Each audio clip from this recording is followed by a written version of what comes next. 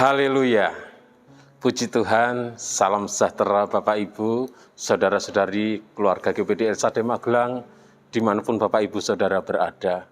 Kembali hari ini kita akan bersama-sama belajar firman Tuhan. Dan firman Tuhan saya ambil dari kitab Bilangan, pasal 13 ayat 30. Bilangan pasal 13 ayat yang ke-30 saya akan bacakan. Demikian bunyi firman Tuhan. Kemudian Kaleb mencoba mententeramkan hati bangsa itu di hadapan Musa. Katanya, "Tidak, kita akan maju dan menduduki negeri itu, sebab kita pasti akan mengalahkannya." Puji Tuhan, Bapak Ibu Saudara kasih Tuhan. Jadi Kaleb berkata, kita akan maju dan menduduki negeri itu, sebab kita pasti akan mengalahkannya. Renungan firman Tuhan hari ini saya beri tema pandangan iman. Dalam Bilangan pasal yang ke-13 ini menceritakan tentang 12 pengintai, di mana Tuhan memerintahkan kepada Musa untuk mengutus 12 orang untuk menyelidiki negeri Kanaan. Tuhan memerintahkan Musa supaya Musa itu mengirimkan 12 orang untuk terlebih dahulu menyelidiki, mencari tahu tentang negeri Kanaan yang akan mereka masuki. Dan 12 orang itu harus dari setiap suku yang ada di Israel satu orang, dan dia adalah seorang pemimpin, seorang kepala suku, itu yang harus diutus oleh Musa. Itu bisa kita baca dalam ayat 1 dan ayat 2. Dikatakan Tuhan berfirman kepada Musa, "Suruhlah beberapa orang mengintai tanah Kanaan yang akan kuberikan kepada orang Israel. Dari setiap suku nenek moyang mereka haruslah kau suruh seorang, semuanya pemimpin-pemimpin di antara mereka." Dan Musa melakukan apa yang diperintahkan oleh Tuhan. Musa memilih setiap pemimpin-pemimpin dari suku-suku yang ada di Israel itu untuk diutus menyelidiki negeri Kanaan, negeri yang akan mereka masuki itu. Di dalam ayat 4 sampai ayat yang ke-15, di dalam Bilangan pasal yang ke-13, di sana ada daftar nama dari pemimpin-pemimpin suku, dari kepala-kepala suku yang diutus oleh Musa untuk menyelidiki, mengintai negeri Kanaan. 12 orang yang diutus oleh Musa untuk mengintai, menyelidiki negeri Kanaan. Mereka telah mengerjakan tugas mereka dengan baik. Mereka melakukan tugas mereka dengan baik. Mereka masuk ke negeri Kanaan. Mereka menyelidiki keadaan negeri Kanaan, kondisi yang ada di Kanaan, baik kesuburan tanahnya, baik penduduknya seperti apa, baik kota-kotanya bagaimana. Jadi mereka menyelidiki, meneliti kekuatan dan kelemahan bangsa-bangsa di Kanaan. Mereka menyelidiki kekuatan militer, kebudayaan, kesuburan tanah yang ada di Kanaan. Dan mereka pun kemudian setelah 40 hari, mereka kembali dan memberikan laporan kepada Musa yang mengutusnya. 12 pengintai yang diutus itu memberikan laporan kepada Musa, kepada Harun, dan kepada segenap rakyat Israel yang ada. Dan laporan mereka disertai dengan bukti-bukti yang mereka bawa. Kalau kita membaca dalam ayat 25 sampai 28, dikatakan ayat 25 sampai 28, sesudah lewat 40 hari, pulanglah mereka dari pengintaian negeri itu, dan langsung datang kepada Musa, Harun, dan segenap umat Israel di Kades, di padang gurun Paran. Mereka membawa pulang kabar kepada keduanya dan kepada segenap umat itu, dan memperlihatkan kepada sekaliannya hasil negeri itu. Mereka menceritakan kepadanya, kami sudah masuk negeri kemana kau suruh kami. Dan memang negeri itu berlimpah-limpah susu dan madunya, dan inilah hasilnya. Hanya bangsa yang diam di negeri itu kuat-kuat, dan kota-kotanya berkubu dan sangat besar. Juga keturunan Enak telah kami lihat di sana. Jadi mereka membawa berita tentang hasil dari apa yang mereka selidiki yang ada di negeri Kanaan. Tanah Kanaan, tanah yang subur, berlimpah-limpah dengan susu dan madu. Dan mereka membawa bukti hasil dari pertanian. Membawa satu tandan buah anggur yang begitu besar, dipikul oleh 2 orang kalau kita membaca dalam kisah ini.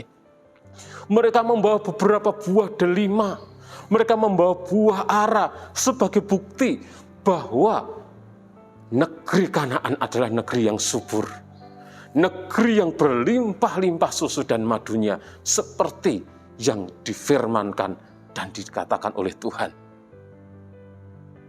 Mereka juga melaporkan bahwa bangsa yang tinggal di Kanaan bangsa yang kuat, kota-kotanya berkubu, ada keturunan orang-orang Enak di sana.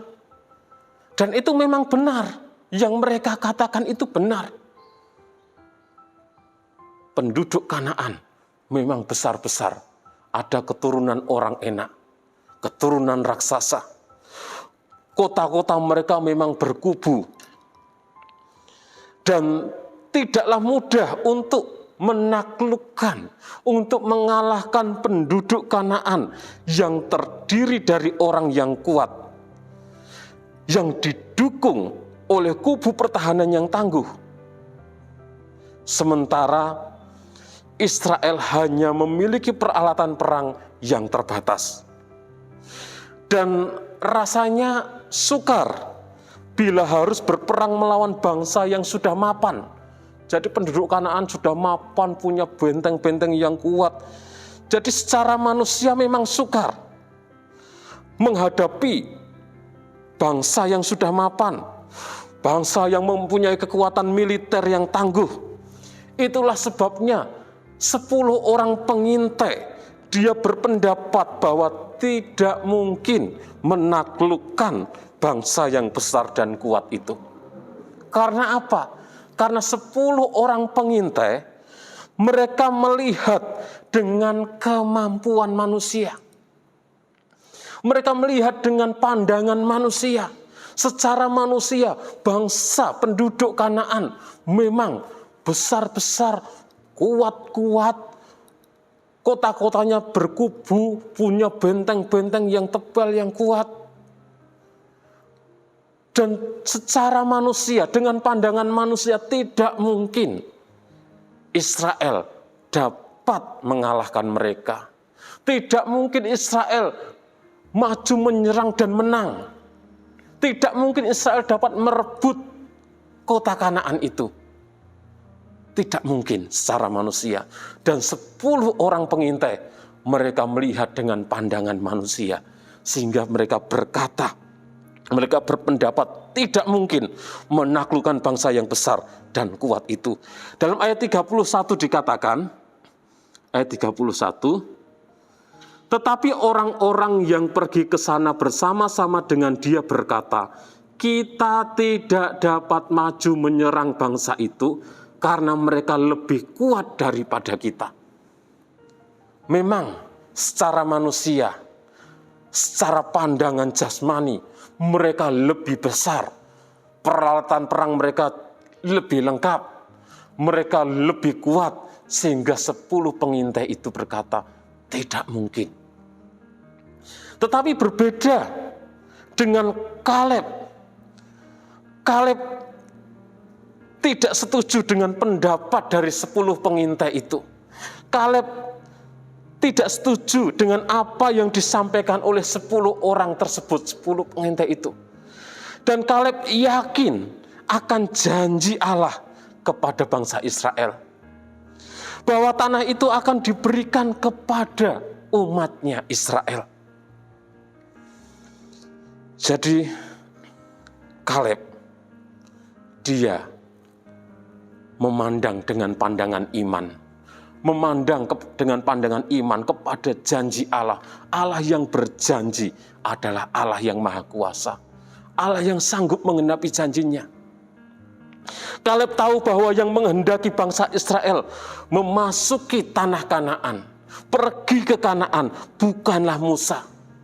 Kaleb tahu bahwa yang menghendaki bangsa Israel untuk masuk ke tanah Kanaan adalah Allah. Karena itu hal yang tidak mungkin bagi manusia adalah mungkin bagi Allah. Itu sebabnya Kaleb mencoba menenteramkan hati bangsa di hadapan Musa. Kaleb mendorong agar bangsa Israel tetap maju dan menduduki tanah perjanjian itu. Karena Kaleb memandang dengan pandangan iman. Tuhan yang berjanji, Tuhan pasti menggenapi janjinya.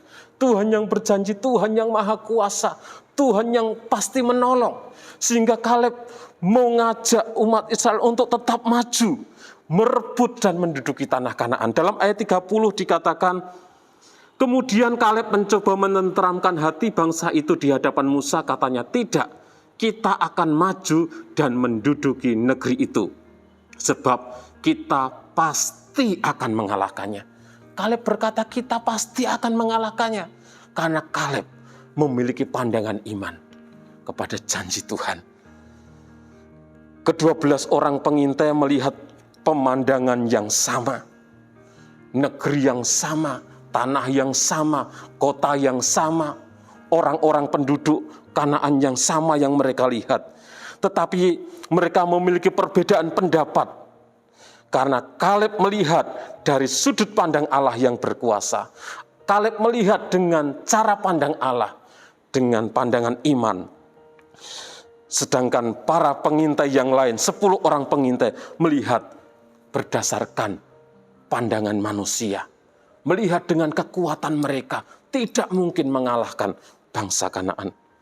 Bapak, Ibu, Saudara yang dikasihi oleh Tuhan, kalau kita ingin menikmati janji Tuhan digenapi dalam setiap kehidupan kita, marilah kita mau melihat dengan pandangan iman. Kita mau percaya kepada Tuhan, bahwa Tuhan yang berjanji adalah Tuhan yang maha kuasa, Tuhan yang sanggup menggenapi setiap janjinya. Biarlah kita tetap percaya kepada Tuhan, sekalipun secara manusia kelihatannya tidak mungkin. Secara manusia mustahil, tetapi kita mau tetap memandang dengan pandangan iman. Tuhan yang berjanji, Tuhan yang setia. Tidak ada yang tidak mungkin bagi Tuhan.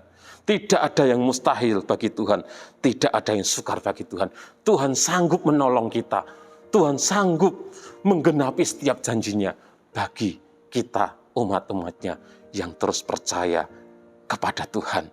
Milikilah pandangan iman bahwa Tuhan yang berjanji, Tuhan yang setia, Tuhan yang maha kuasa, Tuhan yang sanggup menggenapi janjinya dalam setiap kehidupan kita.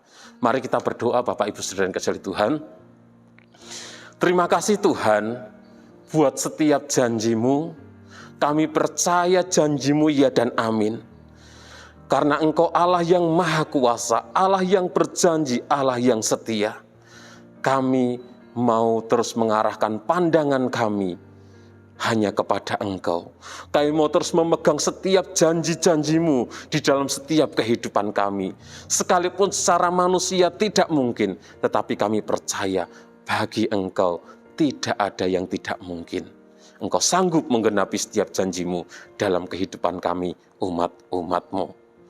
Kiranya kasih setiamu ya Tuhan mendatangi kami, keluarga GPDI LSAD Magelang. Keselamatan daripadamu itu sesuai dengan janjimu. Kiranya untuk seterusnya dan selamanya kami berpegang pada firman-Mu. Di dalam nama Tuhan Yesus Kristus kami berdoa bersyukur. Haleluya. Amin.